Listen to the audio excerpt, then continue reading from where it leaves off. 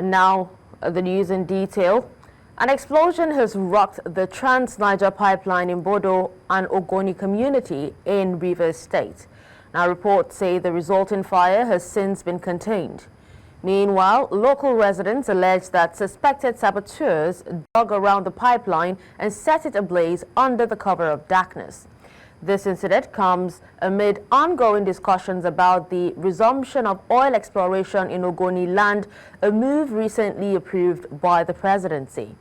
However, it remains unclear whether the explosion is linked to threats issued by some Niger Delta militant groups.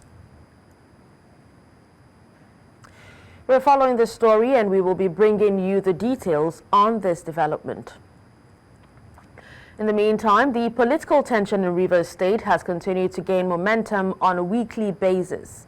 In the latest development, the State House of Assembly is accusing Governor Siminalayi Fubara and his deputy, Ngozi Odu, of gross misconduct. News Central correspondent Biola Festus was at the Monday plenary. Despite adjourning indefinitely at its last plenary, today's sitting is an emergency one. A letter had been written to the Speaker of the House and signed by all 26 lawmakers, notifying him of alleged gross misconduct by Governor Siminalayi Fubara and his deputy, Ngozi Odu.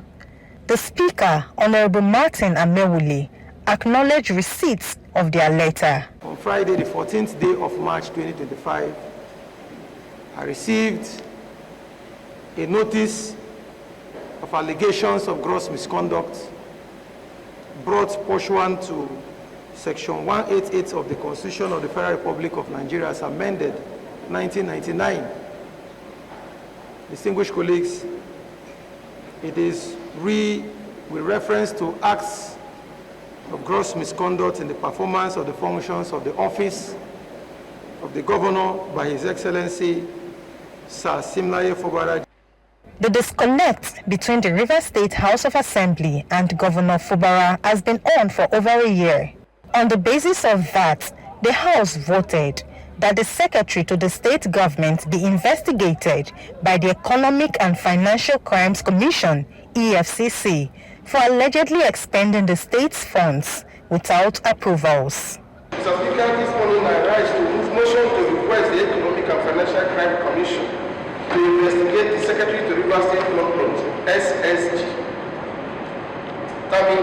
Mr. Speaker, respected colleagues, whereas Section 128 of the Constitution empowers this House to direct or cause to be directed an inquiry or investigation into any matter or thing with respect to which this House has the powers to make laws on. Mr. Speaker, I concerned that the office of the Secretary to Rivers State Government has been spending taxpayers' money, funds without budgetary approval from 2024 to date, Mr. Speaker. The Speaker recalled that past messages from the House were stored during transmission and proposed that letters be broadcast through the media instead.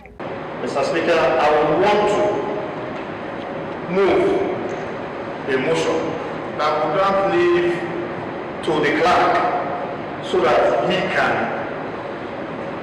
publish this service, these letters on print media, so that we can publish all the letters of gross misconduct that is meted on the governor and the deputy governor. This House has therefore resolved that the clerk will publish in at least 3 national dailies the notice of allegations of gross misconduct brought pursuant to Section 188 of the Constitution of the Federal Republic of Nigeria as amended 1999 in reference to acts of gross misconduct in the performance of the functions of the office of the Governor by His Excellency Sir Siminalayi Fubara, GSSRS, Governor of Rivers State, the functions of the office of the Deputy Governor by Her Excellency Professor Ngozi Odu, DSSRS, Deputy Governor of Rivers State. Section 188 of the 1999 Nigerian Constitution has been activated, and the people of Rivers State, and indeed Nigerians, are watching to see how the investigations unfold and what happens thereafter. In Rivers, for News Central, Biola Festus. Joining us to discuss more on the Rivers political tension is a public affairs analyst, Ayola Lawal Odunewu. Thank you so much, Ayola, for joining us on the news. Yeah, my pleasure. So last night, Ayola, there were actually reports of an explosion at the Trans-Niger pipeline, though no group has claimed responsibility yet, even though, some militants have actually issued out threats, what is your assessment on these developments? Well, thank you for having me. Based on the question you just asked, I think it's a great question. However, I think no one should try to jump into conclusion of what really happened until proper investigation had been made and published. For now, I could not say anything, though I might relate it to the statement made by the militant group that they will start, causing havoc on the pipeline. However, it might be coincidental. They made certain statements in few days or a few weeks after we're having this. However, in a proper setting, I think the ideal thing to do is to wait for the proper investigation and reporting before making any comment. Okay. Those are my reservations on that for now. All right, noted. Now, let's go back to, the crisis, rocking Rivers State. Do you believe Fubara's team has any political maneuvers left to navigate, out of this crisis? Well, that's a very wonderful question, and I love that. In reality, no one can really say what could happen. Because as they are permutating the other side to are working their ways. However, I think if Fubara really carries along and continue what he's doing with his people, I think he will be able to come out of this political impeachment in a very, very soft way. Because looking at it, the way it's going now, there's no way you could impeach a sitting governor without the CJ. And the CJ is being nominated and recommended by the governor after passing through the National Judicial Council. And already these guys are already moving against also the chief judge of the Federation. Looking at the way everything is playing out, I think Fubara could still come out clean without being impeached in this regard. Because the political game is quite funny. However, if it is not well played, I think he might lose the seat. All right, but is there a viable path, for the executive and legislative branches to resolve this impasse without further escalating tensions? Well, there's always a way for peace. However, it depends on whether the other side, which is the assembly guys and Wiki group, are ready for the peace. On the surface report, the governor has shown that he's ready for peace. By moving ahead to present, to write, and even going to the assembly, which he was locked out. In that direction, I think these guys are not, they are still listening to their boss, which is the person that's supposed to be an elder statesman in the states. And also in the country, still putting his own ego above the welfare of his people.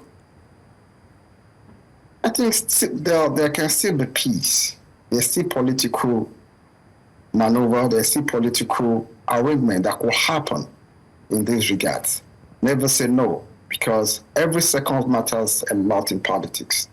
And each and every one of them has their own price.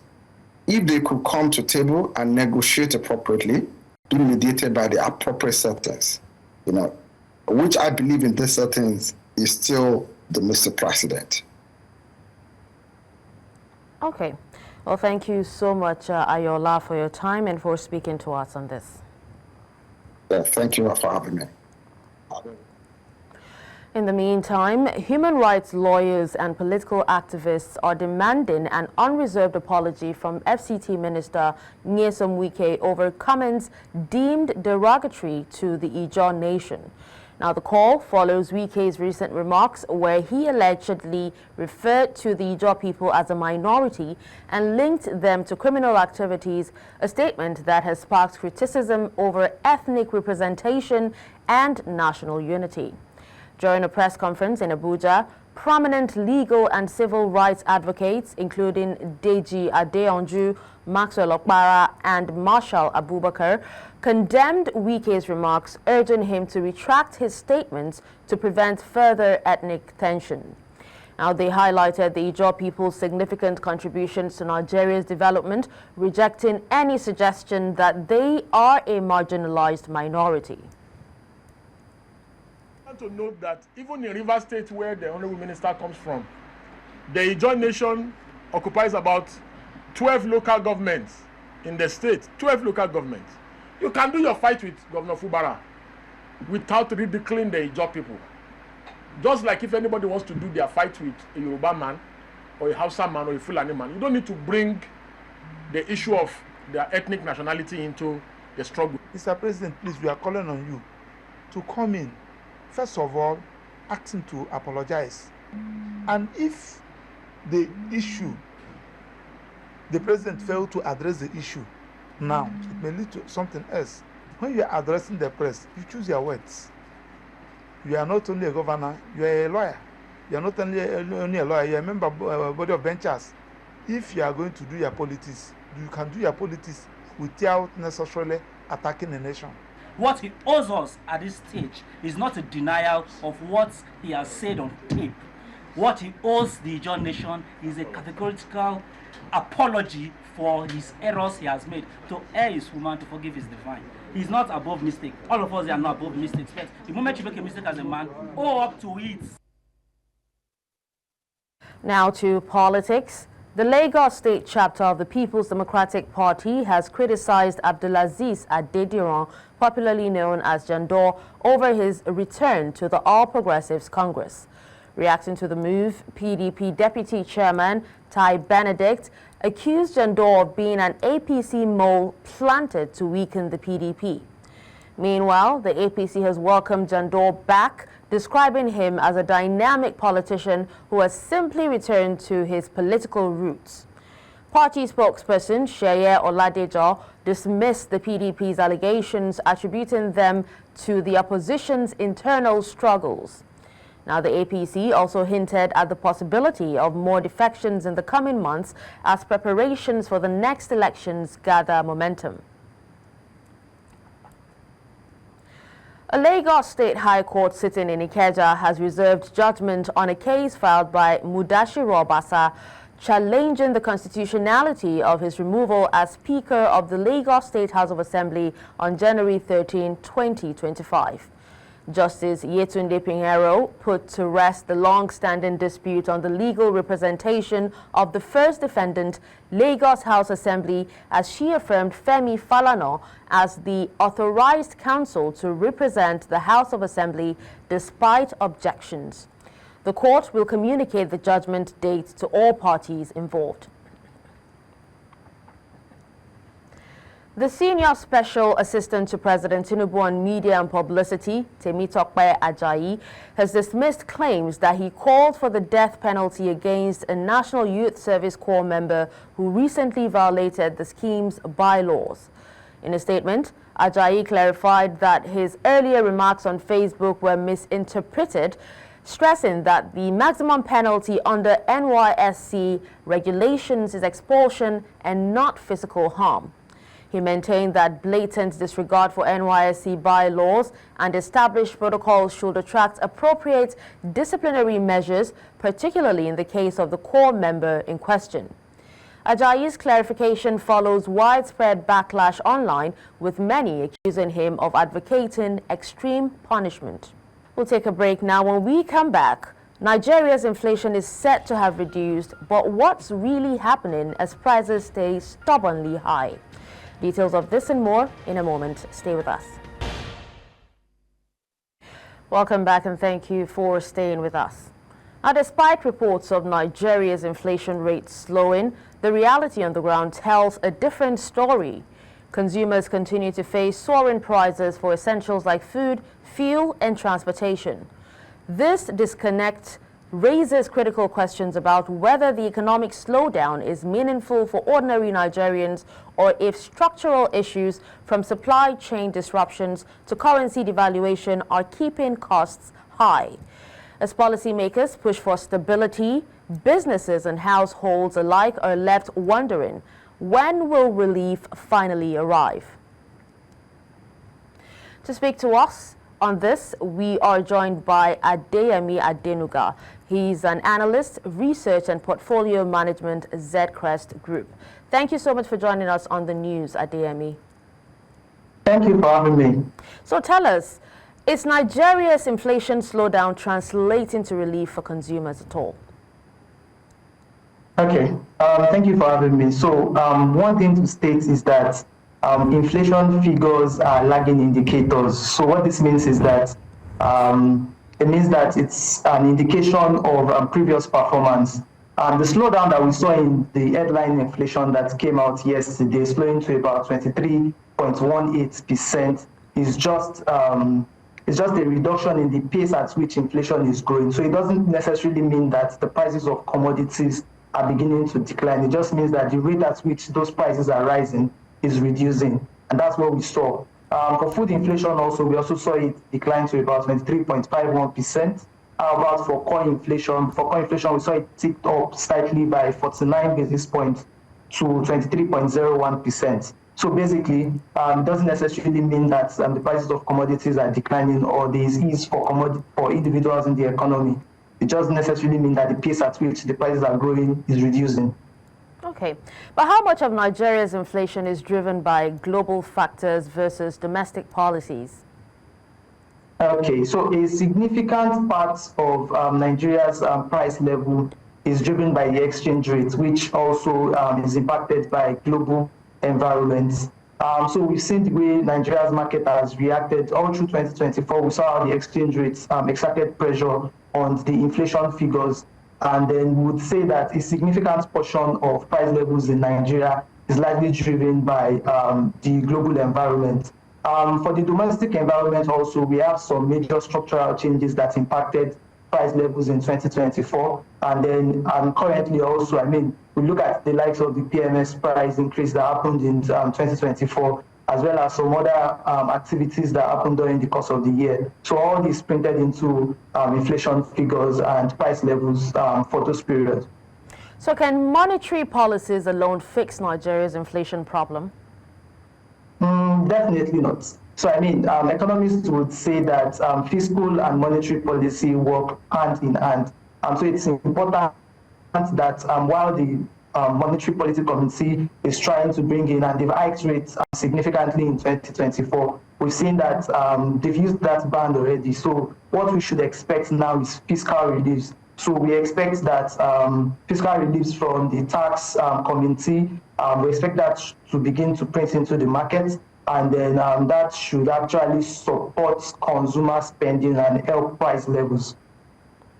All right, Adeyemi. So just before we let you go now, what sectors are hurting most from Nigeria's high inflation?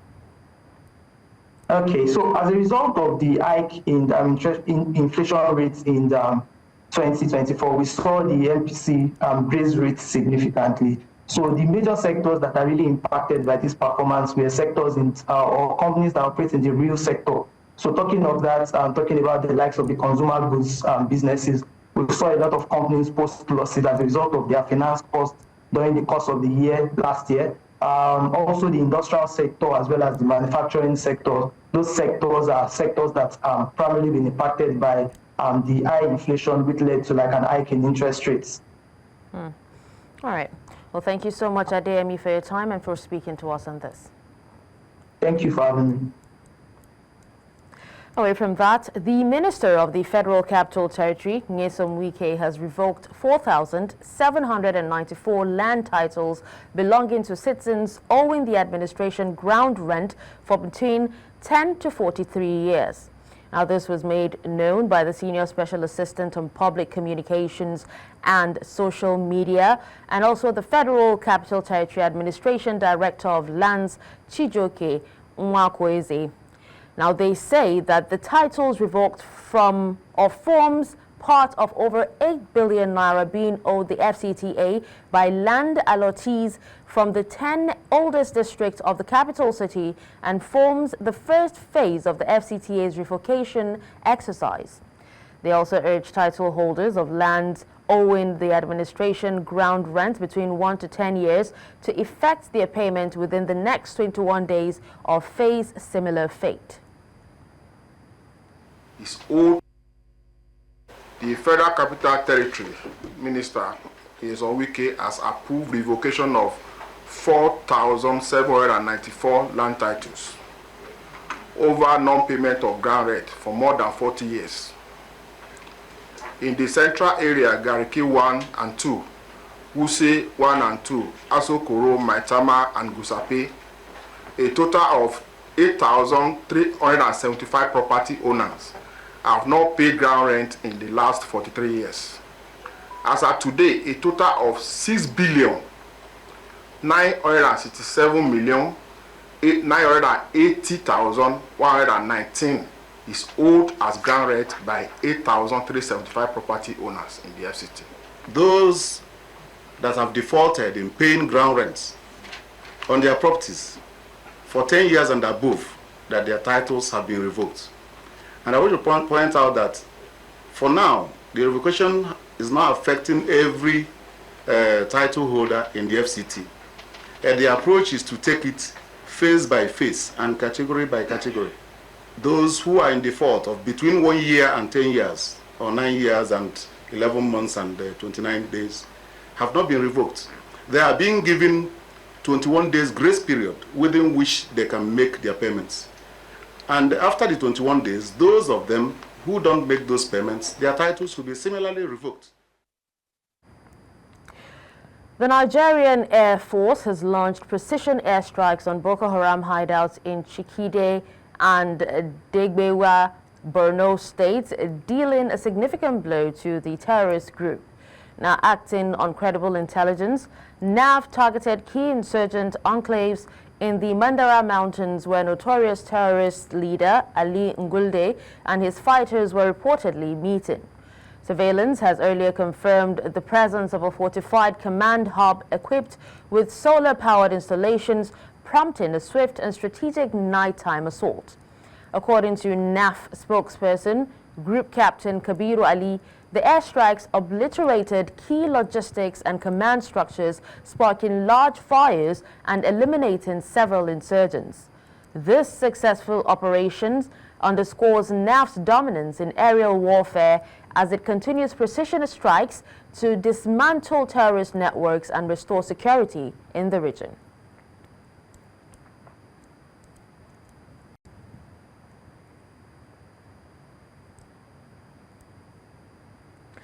Chairman of the Jos Metropolitan Development Board in Plateau State, Hart Bankat, has debunked rumors making the rounds that some people were killed during the violence that erupted during an enforcement drive by his team on Executive Order 003 in the state.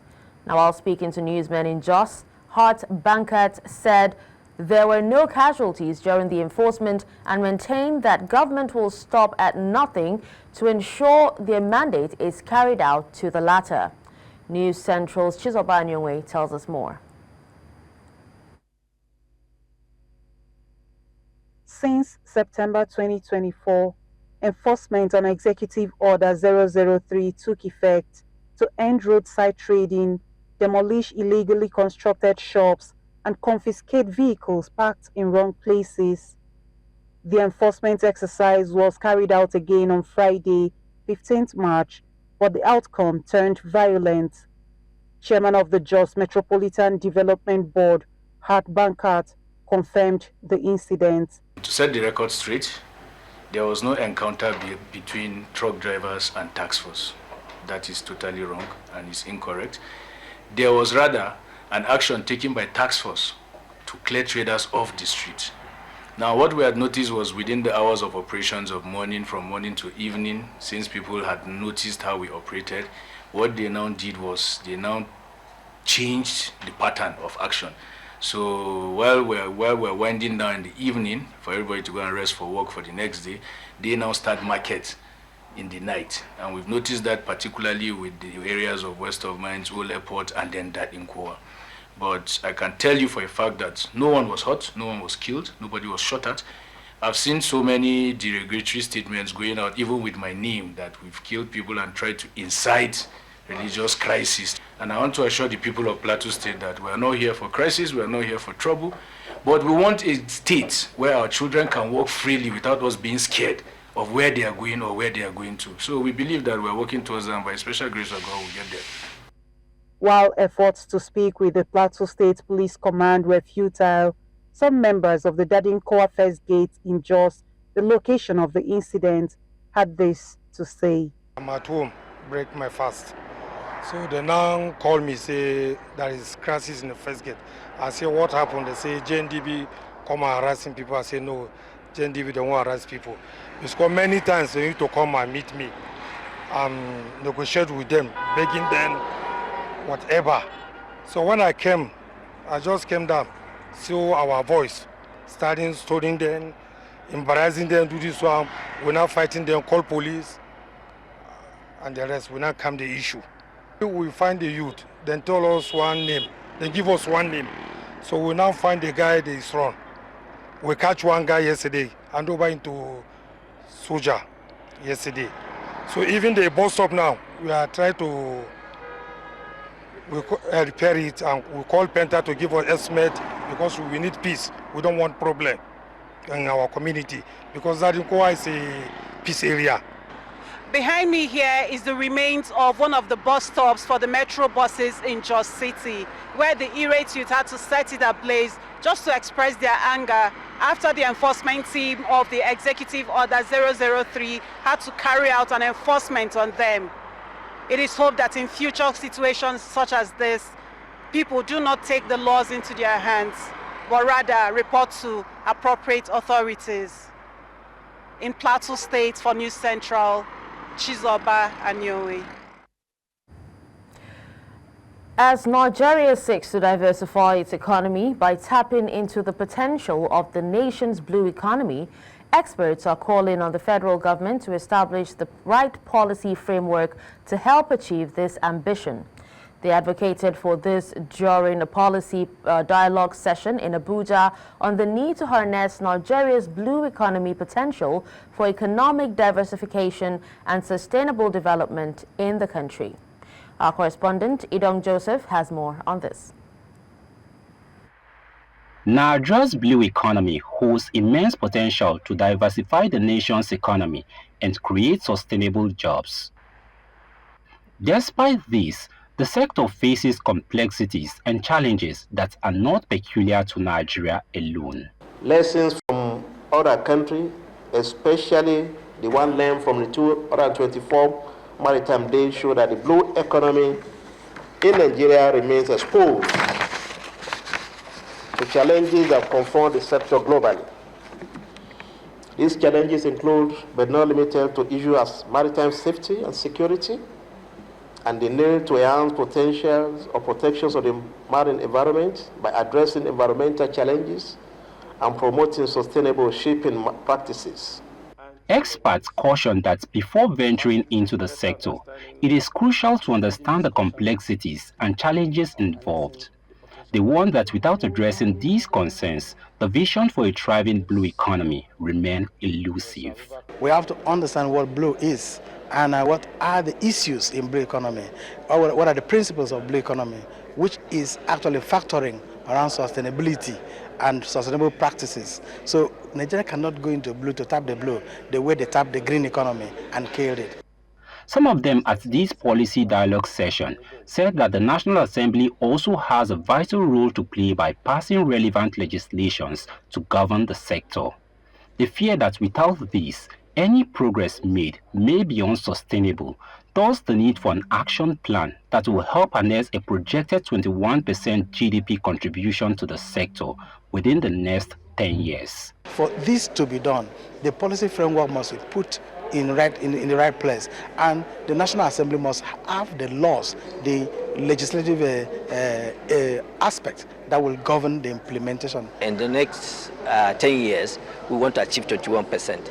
So you prepare your action plan.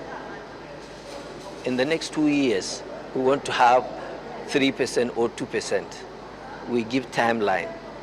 As conversations continue on harnessing Nigeria's marine resources, the consensus among experts here is clear. Understanding the blue economy and implementing sustainable policies are key to fully unlocking the sector's potential. In Abuja for News Central, Idong Joseph. Ekiti State Governor Biodun Oyebanji has been named Silverbird Man of the Year at the 20th edition of the prestigious award ceremony held on Sunday, 16 March. Now, other notable recipients include Nigeria's Minister of Works, David Umahi, who was honored as Minister of the Year, and Lagos State Governor Babajide Sanwo-Olu, who received the Governor of the Year award. News Central's Omolola Ololade brings us more in this report. Celebrating excellence across various spheres in Nigeria, the Silverbird Man of the Year award primarily stands to honor Nigerians who have impacted positively on the lives of other Nigerians in their chosen field of endeavor. This year's edition, which was the 20th, recognized personalities from different sectors, ranging from politics to entertainment, amongst others.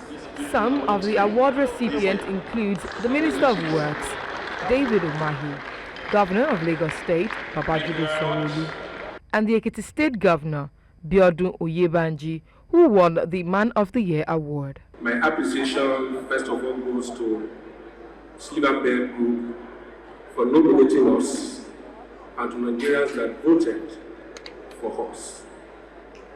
Tonight's award is not about me. I stand there, see myself as a captain of a team that has just won a championship. And I want to thank the Silverbird Group for this very unique award. I'm very grateful to you for your mentorship and your commitment to building a great Nigeria and for your support for Mr. President. To the good people of Lagos, what can I say to you? This is another yet award for you. 3 years ago on this same stage, the Silverbird, led by my senior brother and friend, Mr. Ben Boribus, handed to us the Silverbird Man of the Year 2022 for all of the great work that we've done at that time. We did not know that 3 years after, we will be called upon again to be given the Silverbird Governor of the Year. The organizers of the Silverbird Man of the Year award, however, explained that the award is born out of the need to support the Nigerian people, their industries, and the government. We honor the great ones in society. The Man of the Year is chosen by the people of Nigeria. For over 20 years, we've been doing it. If you look at all the recipients from the current president of Nigeria to General Muhammadu Buhari, General Danjuma, Governor Sanwo-Olu, who's winning it for the second time today. Industry leaders, entertainers, and other stakeholders commended the organizers for recognizing Nigerians who are contributing their quota to the society. while highlighting its importance in inspiring others to do more.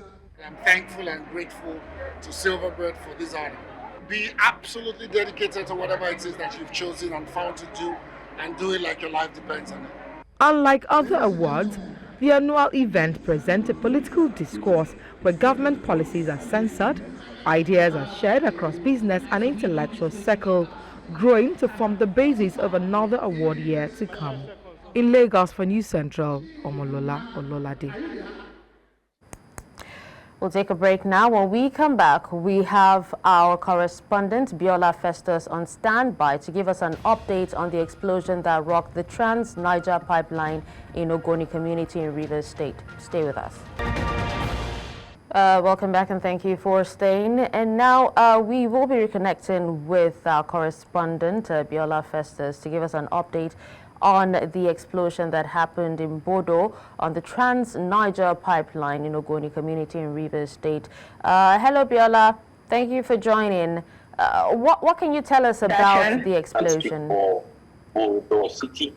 This is Borno City, and the pipeline behind me was on fire last night. Locals are suspecting sabotage.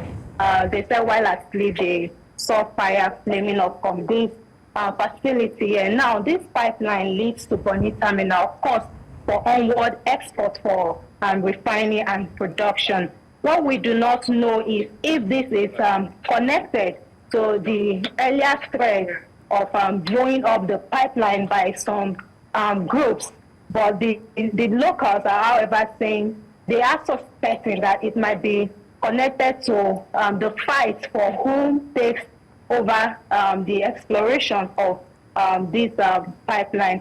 You would also recall that in Ogoni land, there has been no oil exploration for the past 30 years. And recently, discussions just resumed to resume oil exploration in Ogoni land. So all of these are situations that are being suspected to have been connected to this fire outbreak at this facility. Kashan? All right, Biola, are the authorities saying anything about the explosion? What she said now, she also makes that mistake. Hello, Biola, can you hear me? I can hear you now, Dashan. So are the authorities saying anything about the explosion? The police has just issued acknowledging that there was an explosion here. So currently we are having a fracas here. Some of the people are trying to set things straight right now. But what we do know is that NNPC have come to barricade the area, and the person in charge of surveillance on ground told us earlier that when the fire started, NNPC were alerted and they had to pump water from their facility to put out the fire right here. We're having a little bit of fracas right now, but that's the situation on ground. Okay, Biola, is it possible to get, people, eyewitnesses, on the ground to actually speak to us on the incident? We have some community representatives on the ground here who can talk to us. Can you talk to us? Oh, he had earlier offered to speak, but now he's no longer willing to talk to us. What's his reason for not wanting to speak?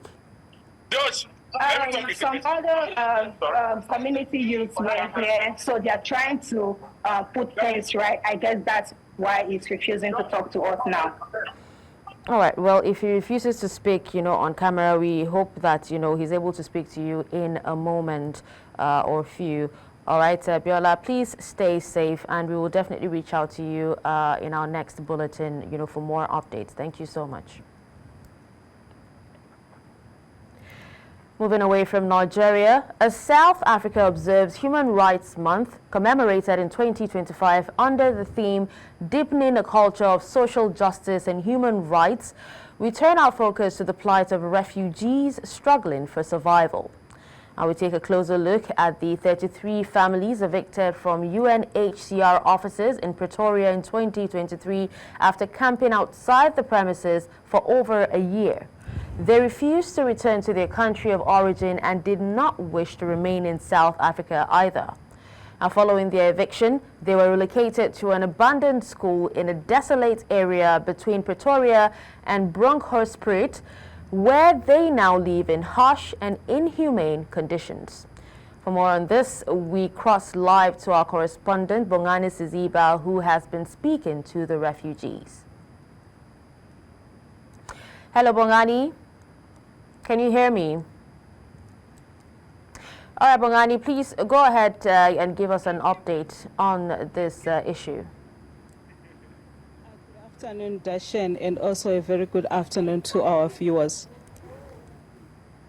Yes, a very good afternoon to you. Yes, as you have rightfully said, that South Africa is observing the Human Rights Day that will be on the 21st of March, that will be on Friday. But we are here in Bronkhorstspruit. I can actually say it's in the middle of Norway because it's at least 2 hours drive from Johannesburg, where there is a refugee camp. If you could remember, 2 years ago, I covered this story when they were brought here.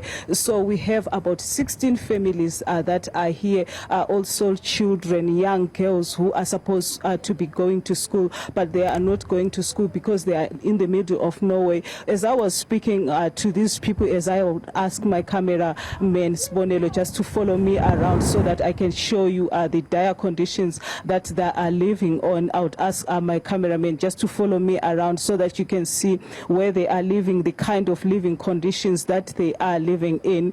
Just as you can see, some of them young girls that are here and they are not going to school. Some of them should be in school and they've stopped going to school years ago, some of them 8 years ago. But if I could just come inside this room just to see the kind of conditions that they are living in here, the dire situation that is there where families are living. This is one of the rooms where they are living. As you can see, it's just single beds with blankets and a lot of crates, and some of them, they say they can go for some days without food. And on my right, if Sibonelo can show you around, you can see this kid who is there is of going, he's supposed to be at school, but he has never been to school. He's around, I think, 9 years, right? How old are you? 9 years he hasn't been to school, and these are refugees. Some of them are from Congo. We know that in Congo there is a conflict, so their parents, they ran away from Congo. They can't go back there, so they came to South Africa as refugees. But what basically they are asking for is for them to be taken out of South Africa, because many of them say they cannot stay here in South Africa, because we know that in South Africa also there is a problem of xenophobia and all that. So they want to be taken out of South Africa and maybe resettled somewhere else. But let me just bring in someone. Just can you come over here just to speak to us on the living conditions that they are facing here? Good afternoon. I've been speaking to you and you told me about the living conditions that are here. Can you please tell us what are some of the living conditions that you guys are facing here? The condition here, it is very, very, I can say, extremely bad, because I think you have walked around and then you have seen how in bad situation we find ourselves. We are here, we don't have a pure water, I can say good water to drink, we don't have a toilet, we don't have a food to eat, we don't have electricity. We live in the middle of Norway. And then you can see, as I said, we don't have a food, we don't have anything to sustain any human as a human being. And when the clinic sometimes, once a while comes here, they don't give us medicine. Even them, they complain, we cannot give you medicine because you don't have a food to take with it, the medicine, because a medicine without food is a poison. So that's why you see us here, unless you have another question that you can answer. Dashen, let me also try to speak to one of Bongani, the girls who so sorry to cut you off, Bongani, but we might not be able to take more people. We actually have to wrap up now. Thank you so much, Bongani. Now we're going back to Biola Festus, who is in Port Harcourt, to speak to us on the explosion that happened in Rivers State. Biola, Thank you for, reconnecting. Have you been able to get anyone to speak on this incident? Absolutely. I've got someone from one of the sub-communities who is standing by me right here to speak with us.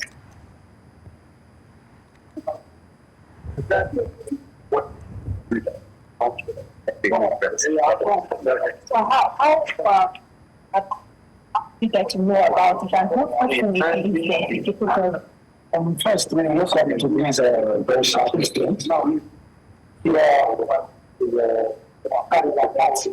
Just after zero point from the